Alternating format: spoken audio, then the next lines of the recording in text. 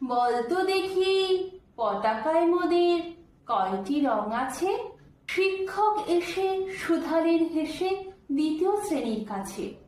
একসাথে মিলে সব ছেলে বলে, চিৎকার করে জোরে, তিনটি বর্ণ রয়েছে রাঙানো জাতীয় পতাকা জুড়ে।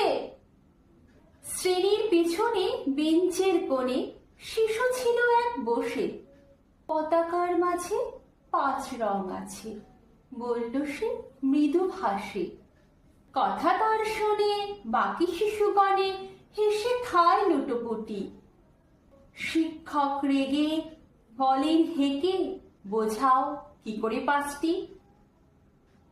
মাথা নিচু করে ভয়ার্ত স্বরে সরল শিশুটি বলে, ওপরে গেরুয়া, মাঝখানে সাদা, সবুজ আছে তার তলে।